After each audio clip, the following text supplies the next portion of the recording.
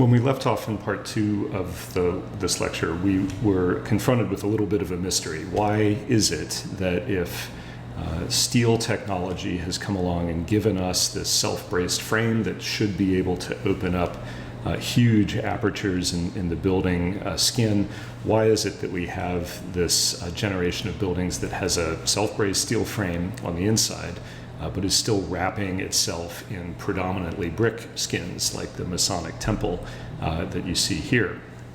And the answer to this is, not surprisingly, a material one. Brick remained relatively inexpensive as a cladding material, even if it was surpassed in efficiency by steel as a structural material, and glass remained expensive. Plate glass in particular required an enormous amount of fuel to melt the silica or sand that went into glass production. And it took a few years for new technologies that use natural gas to come online that enabled more efficient furnaces. And to some extent, you can explain the changes in skyscraper skins, especially in Chicago, just by looking at the price of glass in the United States. And as you can see, it comes down per square foot from 1882 through about the turn of the century, from somewhere in the neighborhood of 50 cents a square foot down to less than 20. So that's a substantial change. And you would expect that to have some influence, assuming that brick didn't come down at the same rate. In Chicago, however, there's a particularly good story about why plate glass came to dominate skyscraper skins, at least for a little while. And that has to do not so much with the material of glass, but with the energy that went into making glass. The plate glass industry in the United States had been centered around Pittsburgh, which was known for its petroleum reserves and thus its natural gas reserves in the 1870s and 1880s. But in the late 1880s, geologists discovered a large reservoir of natural gas under the state of Indiana, so just a couple hours away from Chicago by rail.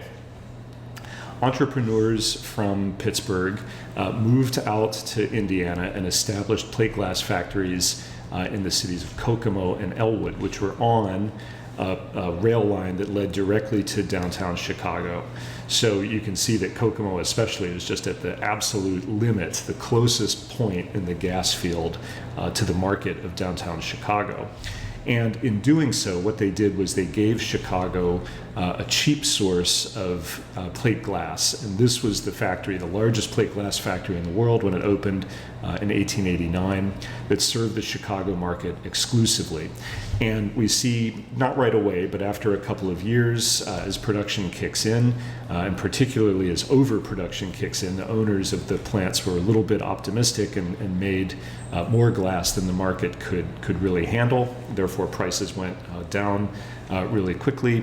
And you see in the middle of the 1890s what one columnist called a rage for plate glass in Chicago skyscrapers. And this is where some of the city's iconic towers, like the Reliance building, which would serve as inspiration for a later generation of European modernists, they saw in the glass skin a kind of proto-modern skyscraper in the Reliance.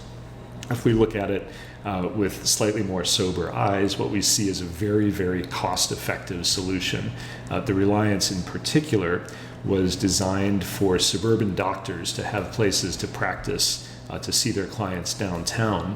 And in a medical building, you would need an enormous amount of illumination for examinations. Large windows made even more sense from a programmatic point of view. But there's also evidence that cost was the driver in substituting glass for brick. One architect in particular, interviewed about changes in skyscraper construction, said that plate glass in the mid-1890s in Chicago was now quote-unquote cheaper than brick. And so with buildings like the Reliance, you get the skeleton frame, and in the Reliance's case, the skeleton frame employed a technique known as moment framing. So instead of the cross bracing or knee bracing, engineers found ways to very tightly rivet oversized girders and oversized columns together, giving the frame stiffness in and of itself, so it didn't require additional cross bracing or portal frames. So that opens up very large apertures on the building exterior, and with plate glass now being the least expensive option for cladding and also the most effective at bringing in daylight, you can see architects beginning to stretch the now cheap glass to fill the spaces in between. Scientific American, writing about the Reliance, said that its windows were as large as the situation of the columns would allow. In other words, taking full advantage of the very light open skeleton frame. And one in particular that attracted attention was the Fisher Building, the sort of sister building to the Reliance, that was built just after it in 1896, also by Burnham and Root, or Burnham and Atwood, I should say. Atwood, the designer who took over after Root died in 1891. And you can see that it has a similar vibe, a lot of glass in bay windows that hang out over the street and that fill the openings of the skeleton frame almost to the limits, right? So just a small amount of fireproofing covering the columns, and then windows that fill the rest of the apertures. The Fisher was described by Inland Architect as, quote unquote, a building without walls. And that seems to me anyway to be a very modern definition of a contemporary skyscraper, one that is built without walls, meaning in Inland's terminology, without masonry, without bricks. There are no bricks in the structure.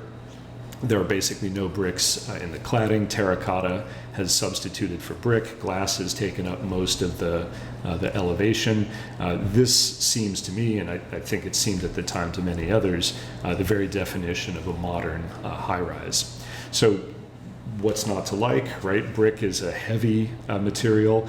It's a labor-intensive material. Bricklayers were inclined to strike during the 1890s. So clients get more space. Builders can take less time. Developers need less money to pay the expensive labor. This seems like a good situation all around.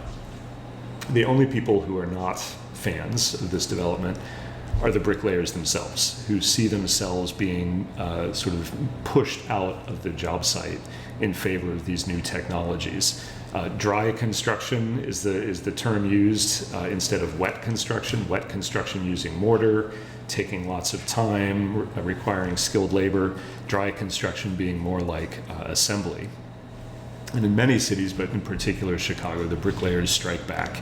And even at the time that the Reliance and Fisher Building are going up, the bricklayers agitate. They go to city council.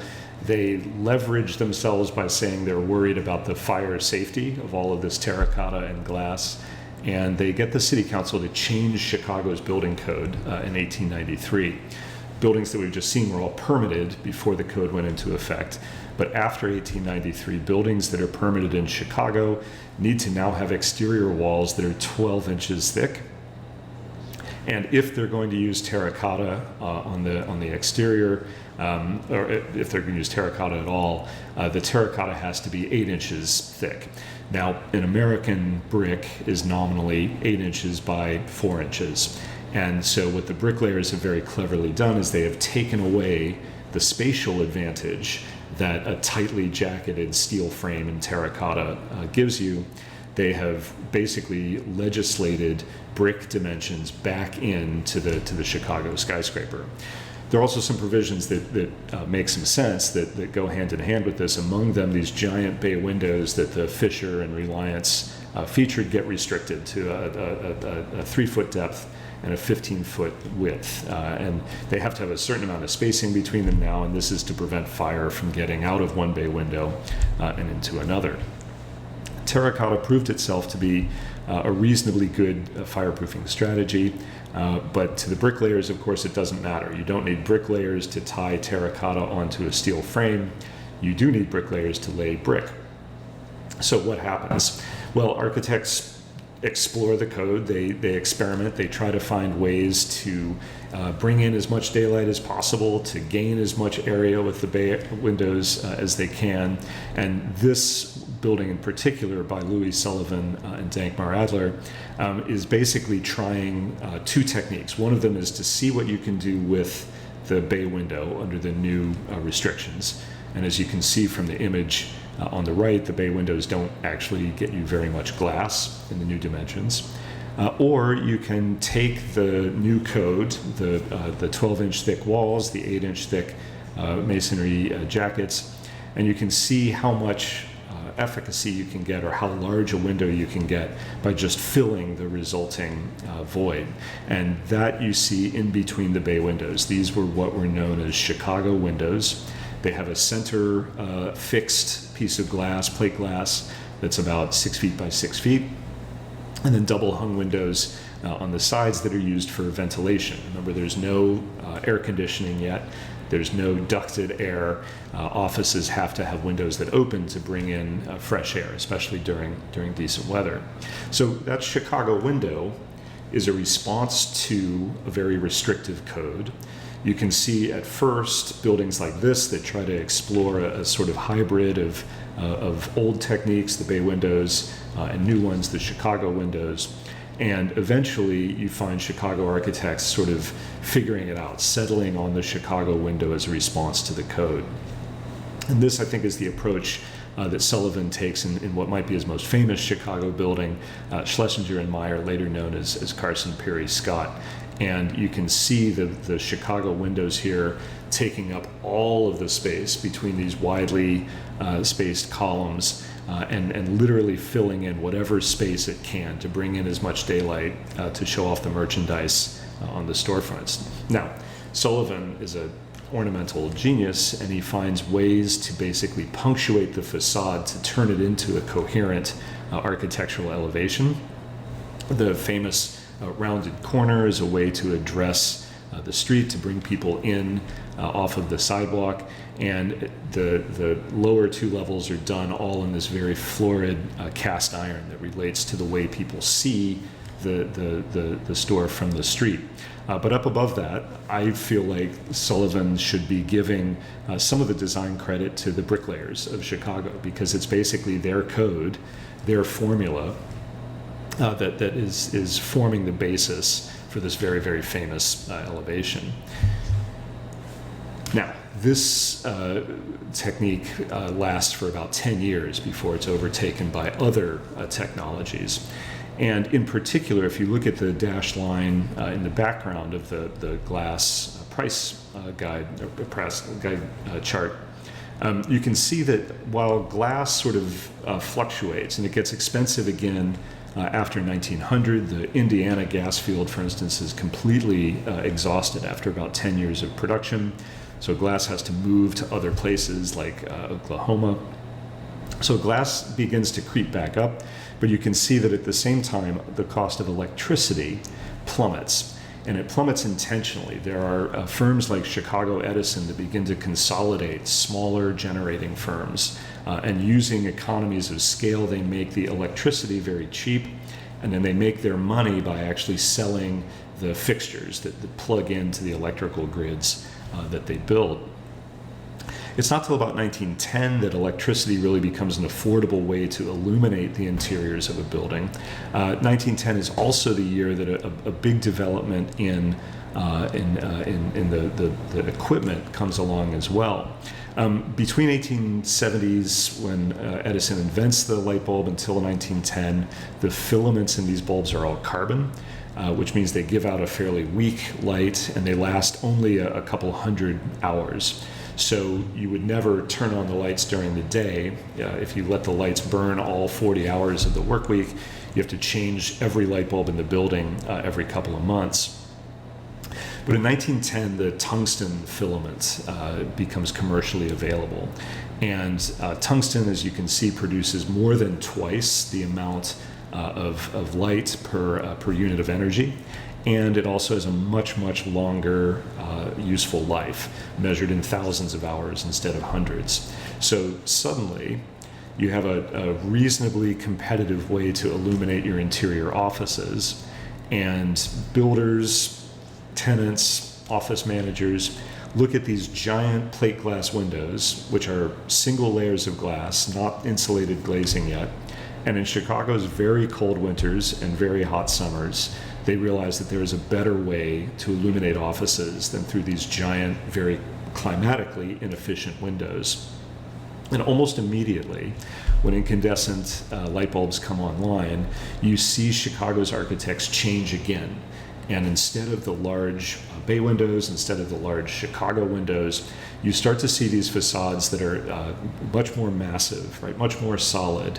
On the left, you can see that they are still curtain walls, reasonably thin skin stretched over a steel skeleton frame. But now those curtain walls are mostly stone and brick and terracotta again, and the windows get smaller and smaller. This is partly due to the cost of glass going up, but I think much more so due to the climatic inefficiency of those large windows and the sudden availability of a cheaper or a reasonably cheap and much more climate effective way of illuminating those offices inside, right? The windows get smaller, the insulation value of the wall gets greater, comfort inside is measured not only in visual terms, but also in thermal terms. At the same time, there are a couple of other developments that change the forms of skyscrapers.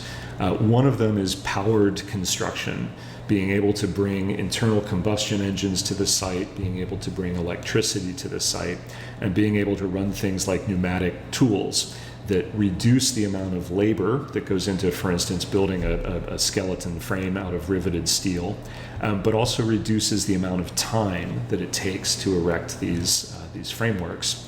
The other development that happens that's unique to Chicago is the foundation problem sort of gets solved once and for all.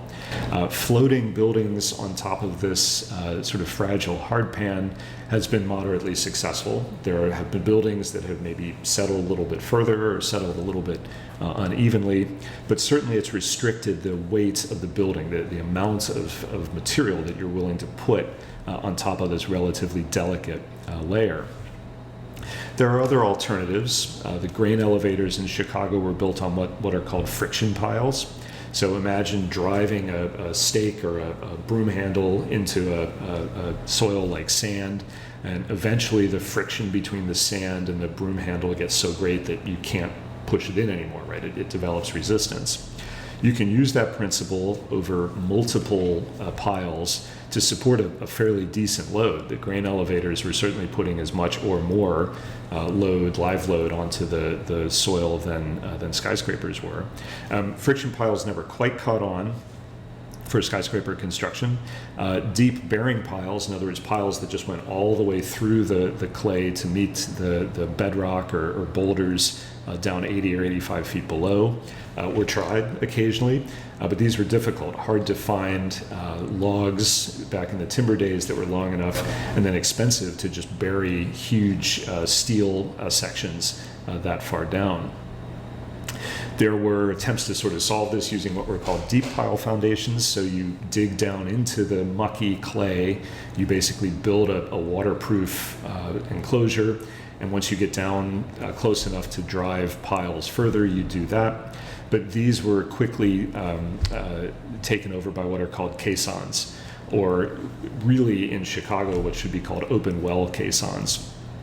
And here what would happen is builders would drill down in a relatively watertight shaft, cylindrical shaft. They would remove all of the muck from the shaft, and as the shaft descended, they would keep excavating until they got close to the bedrock, at which point they would put down a special bit that drilled a conical section, or that excavated a conical section that would allow the caisson to spread its load out over, this time, bedrock instead of hardpan. So a much more effective soil at resisting the weight of a skyscraper. Once the hole is successfully dug, then the empty caisson is filled with concrete, and you basically get a very, very long, very skinny column that is braced by the fluid pressure of the clay around it, that allows you to put a significantly greater amount of weight onto it than you would if you were just floating the building on hardpan. And this really begins to eliminate the need for saving weight, right, or saving mass in building construction. These become especially important after 1904 in Chicago, when a tunnel system gets dug that imperils any future grillage foundations, and in fact eventually spells the doom of some of the buildings we've looked at. The Masonic Temple is demolished in the 1940s when one of these tunnels is scheduled for the street adjacent to it, and the owners realize that it's going to be more expensive to strengthen their foundations than to just tear the building down and start again. So what you begin to see, first in New York and then in Chicago, are buildings that are no longer worried about either putting the weight on the soil, since they can now rest on bedrock, but also there's no reason to even out the weight of the building throughout the lot. So in Chicago, one of the reasons that its skyscrapers are so kind of regular and rectangular is that you don't want to put a tower that's going to put twice the load onto one part of the foundation as the rest of the building. That'll lead to differential settlement. But if you're putting these on stable caissons on rock, there's no reason that you can't, for instance, build the Woolworth building in New York. And this is a pneumatically riveted steel frame with a giant tower that's almost twice the height of the rest of the building. All of it sitting on bedrock, so no one has to worry about the tower putting more weight on the soil and thus sinking if everything is on a reasonably stable substrata. And Chicago follows suit. The towers that are built after 1920 often feature towers. There are changes to the code that permit taller and taller towers, and as you can see, these begin to grow up in ways that certainly are reflecting what's going on in New York. There's always a kind of envy about the tallest building or the most dramatic tower, and Chicago certainly tries to build its own version of the Woolworth building. There's also, though, pressure from developers. The 1920s are huge boom years, and as you can see, the pressure from the developers pushes up beyond the height limits that the city had formally. And this allows both greater construction, but also spurs development in things like elevators. If you're building up to 40 or 50 stories, you need to have faster ways to get people up and down. Changes in the buildings almost always reflect either changes in the technology or changes in the motivating causes, right? Changes in the financial conditions. The taller buildings of the 1920s couldn't have happened in the 1890s, in part because the economy wasn't there, but also because the technology wasn't there. The second there are both the motivating forces and the means to address those forces, you begin to see the political agitation to get the laws changed, and the buildings follow shortly thereafter, right? New forms, new configurations based on rapidly evolving technologies. It's worth pointing out that we've covered about as much technological development in maybe 100 or 150 years as we did in 5 or 10,000 years at the start of class. And that rapid acceleration means that we have almost kind of like a logarithmic schedule, right? We've looked at centuries at a time, and in the last couple lectures, we've looked at decades at a time. And we're now going to start moving into eras where the technology is changing fast enough that we have to kind of go back and catch up with each theme, right? Things start to happen simultaneously. There are a couple of takeaways, I think, from the high-rise experience, and particularly the Chicago experience. The Tribune in 1889 talks about Chicago following the laws of nature, right? That there's an idea that its buildings are somehow truer or purer interpretations of the building science that's state-of-the-art at the time. And I think that's at least partly true. The economics of Chicago are much tighter than in other cities. The booms and busts happen faster, and therefore developers especially want to get in and out, and so they put pressure onto these projects that basically regularize them, right? That make them into fairly distilled examples of how these technologies can all be integrated. But it's also a moment where the role of the architect and engineer begin to change, that the expertise that clients are going to them for is no longer so much the sort of guild expertise, right? Knowledge that's handed down generation to generation, but it's more, as Adler says in the second quote, looking for experts who have their ears open and their eyes open and are looking at technical developments as a way to sort of create better and better buildings. There's a progressive idea that begins to sink in that our job as designers is not just to solve the problems, but to constantly be on the lookout for better and better solutions or better means to meet our clients' ends. And we'll see this taking on forms not only in the economics of buildings, but also in the aesthetics and eventually in the ethics of buildings as well. That design becomes not just a kind of lever to apply the best existing technology to clients' problems, but also to be on the lookout for better technologies, and in some cases to try to inspire them.